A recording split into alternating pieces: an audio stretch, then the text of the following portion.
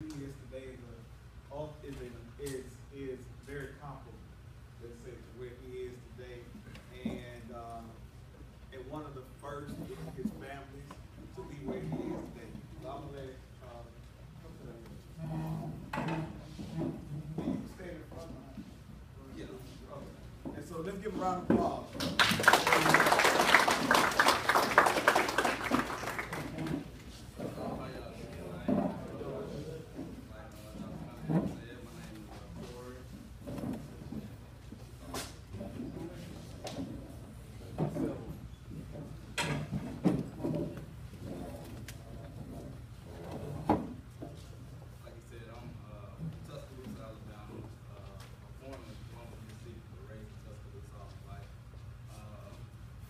I got an interesting story to tell y'all, man. I grew up single parent home.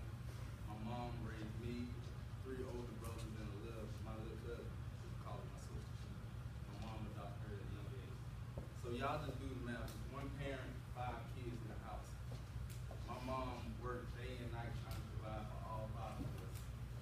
Grew up in the projects with nothing. Didn't have video games. Didn't have TV. Didn't have cable. Come home nights with no power in my house, with nothing to eat.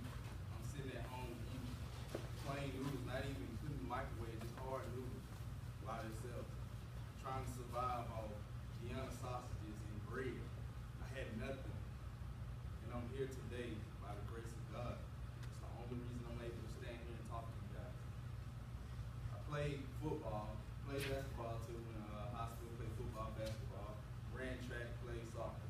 All this comes from a guy who had nothing. Graduated high school with a advanced diploma. About to get ready to graduate college in a few months. Well, in a month, December 13th. No one in my family had even graduated high school. No one. Not one person in my family. And I'm about to graduate college. And that's not nothing I did great. It's just God. He put something in me at a young age to go out and get what I wanted in life. And I knew my athletic ability would take me there. So I played football, played basketball. But football got me a scholarship at the University of South Alabama.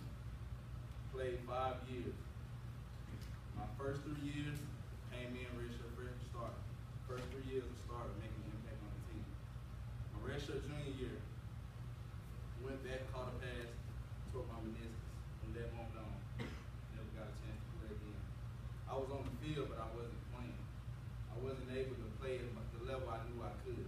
And it hurts me, sitting down on the bench knowing I could be out there playing.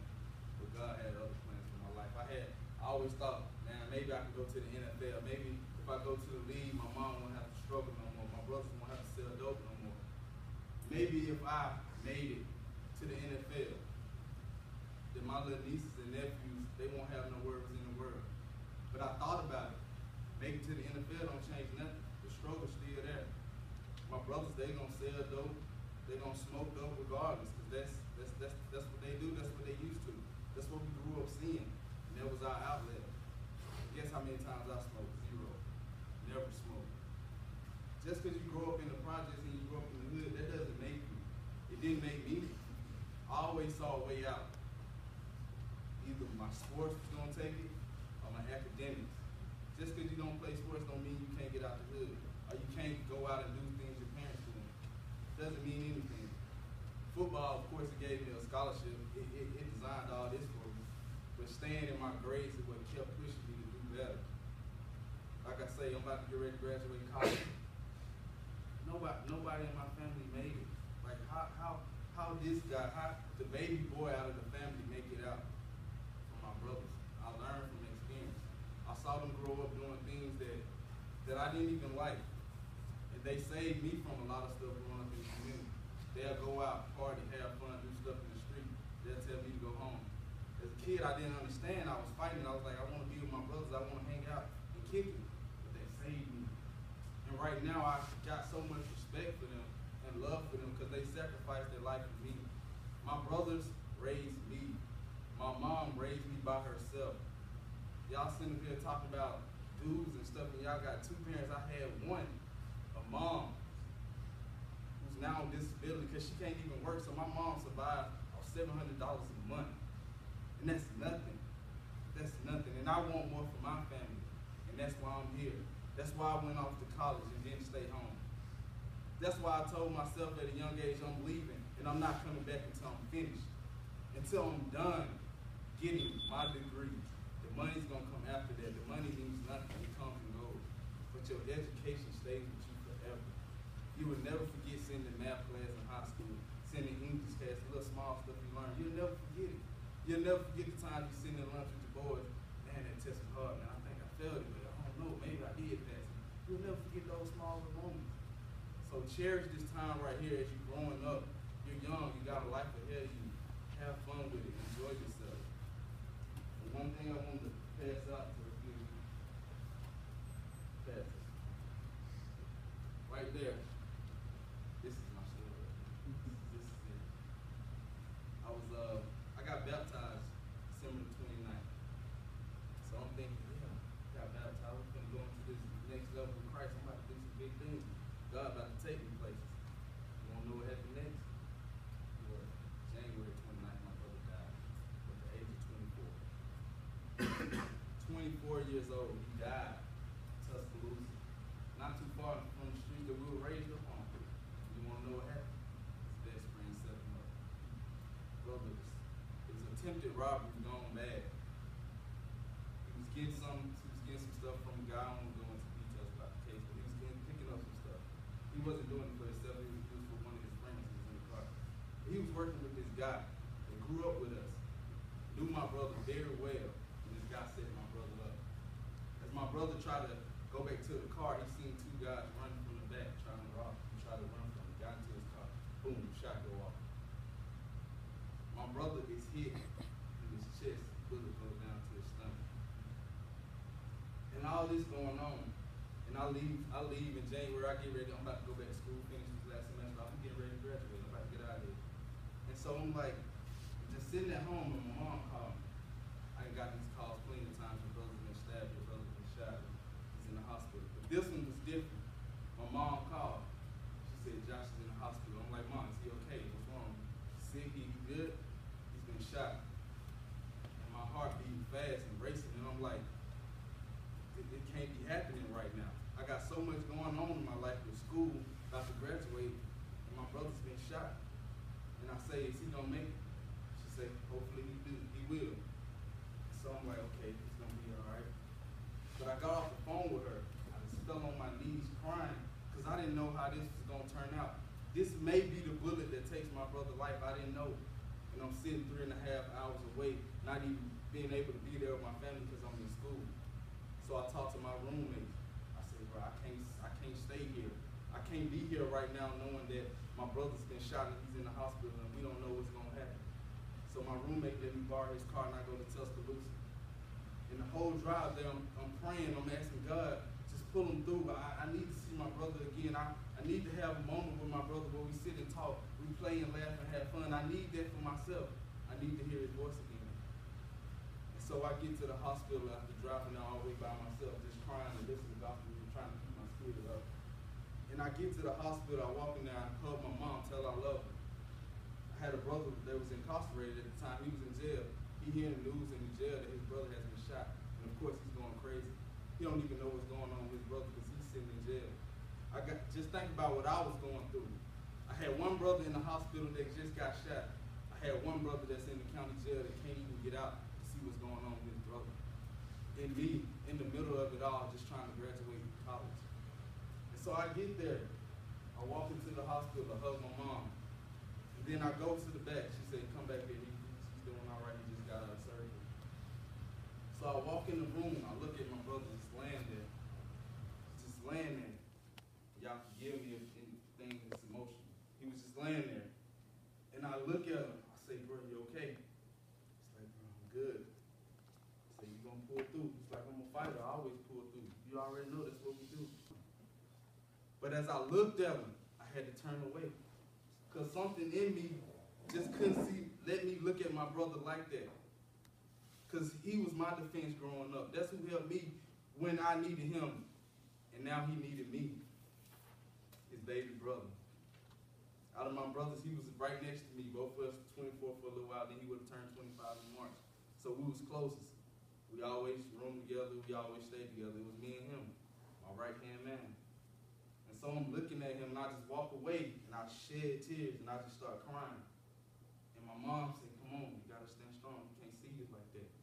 So I bottled all them feelings up, wipe my tears away, and go touch my brother's head. I say, bro, you're going to be good, man.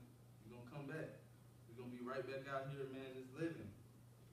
But I didn't know that I would never see my brother again. I never hear my brother talk again after that night. My brother described the whole scenario to me, told me what happened. And I told him at the end, man, just pray. You're going to pull through. We got this. And my brother told me he's just going to keep on fighting. God's not done with his life. It ain't over with. It's in God's hands. I went home after being at the hospital from 7 to 8 or 9 at night. I went home, tried to get sleep. Next morning, my mom get a phone call. The brother's not doing good. They saying he may not pull through. They saying the bullet did more damage than they thought. They thought they fixed him in surgery, but it wasn't fixed. So my brother is laying there, unconscious, not able to talk or say nothing, but just blink his eyes. I never heard my brother say another word after the first night I saw him. So I sat and watched my brother for 2 weeks in the hospital until he died. And do you know how hurt I was going every day to the hospital to just be with my brother? I didn't care if he said another word to me. If he blinked his eyes, I knew he was there and he can hear me. And I told him, just get your life right, man. Just pray to God. Whatever happens, just pray you get through it. But we always kept hoping, we always kept faith that he was going to bounce back. The doctor said, well, if he make it, he's going to lose his legs. He'll never be able to walk again. He's going to lose his fingers. He'll never be able to touch again. He was in there so long, his fingertips turned black. His toes turned black. He had no feeling nowhere.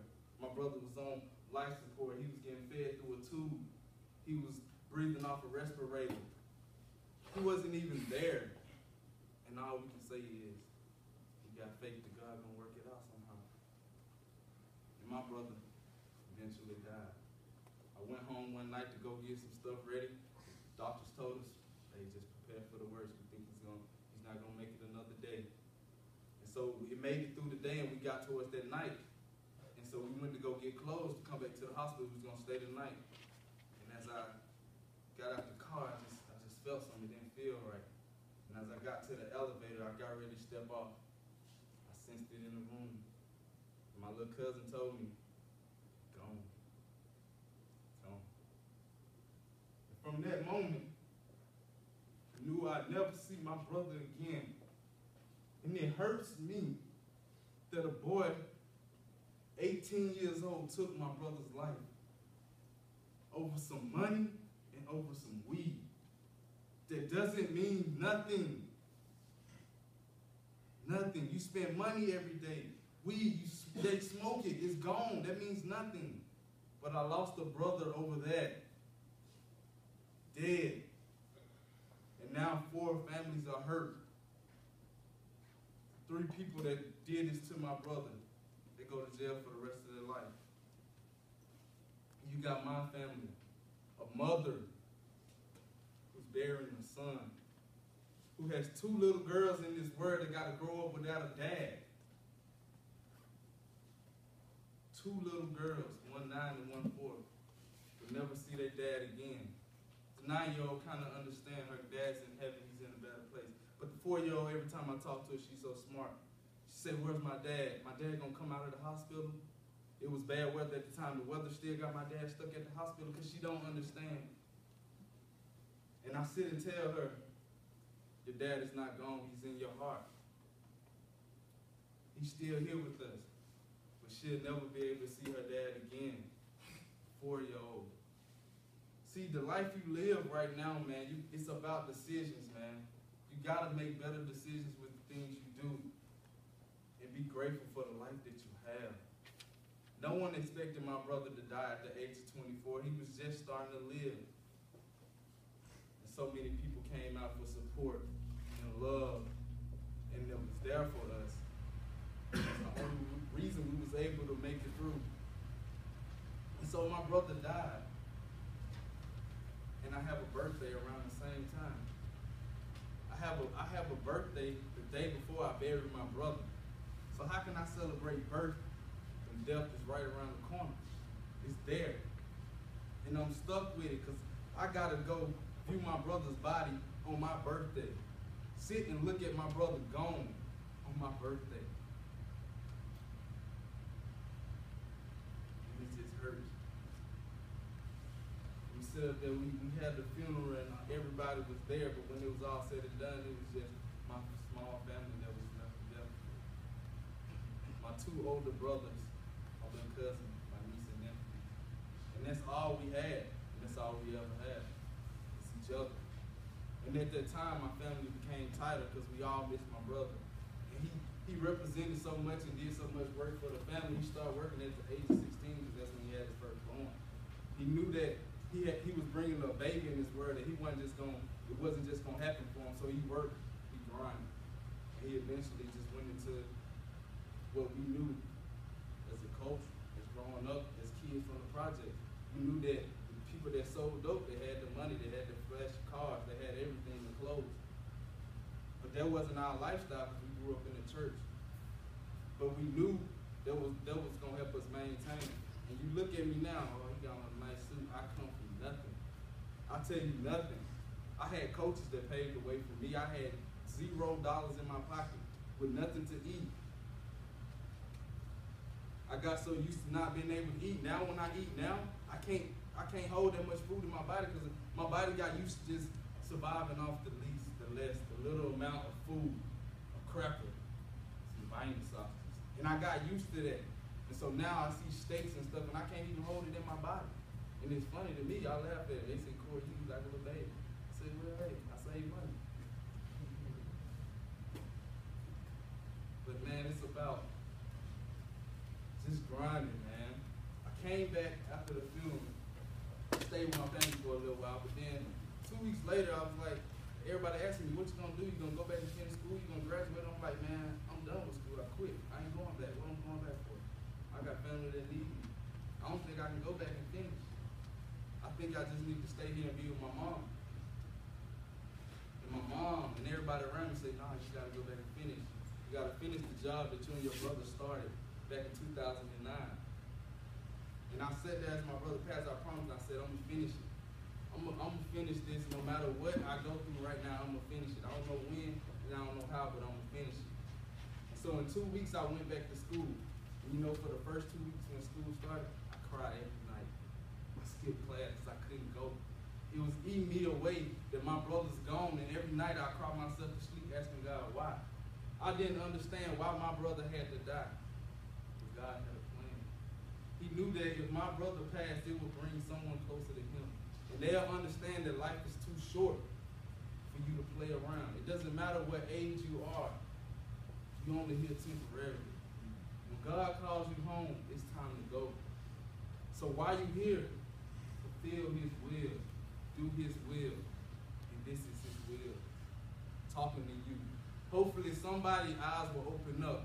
Hopefully somebody will just come up and say, that was real what you said. You inspired me. I'm going to do better. Because in high school, I was bad. Middle school, elementary school, I was bad. I didn't have a dad. I just did whatever. But I always stayed in my schoolwork. I cracked jokes, but I made all A's. I made A's and B's all year. And right now, I got a 2.97 graduating. It doesn't supposed to happen. I'm from the project. That's what they told me. They look at my brothers and say, you can't be in that family because they are different than you. But we the same people. Come from the same mother, come from the same struggle. But I chose a different path. See, it doesn't matter where you come from, man.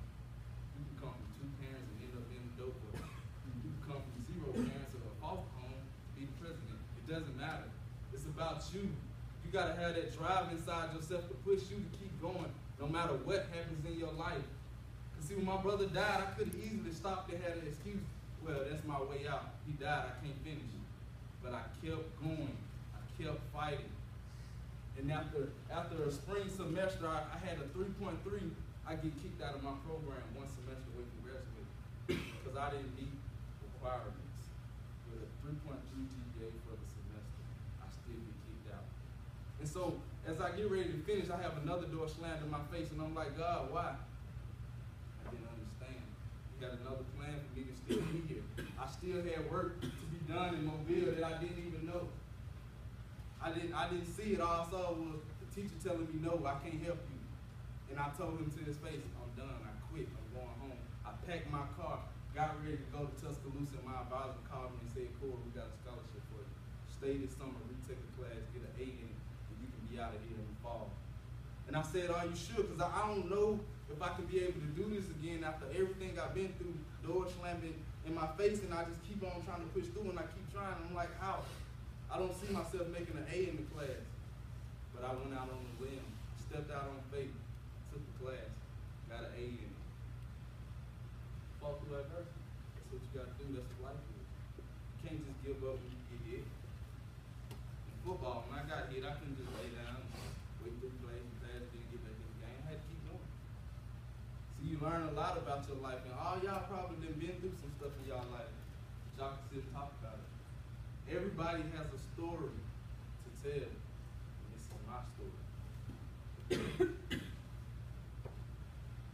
See, this is the memory of my brother, obituary.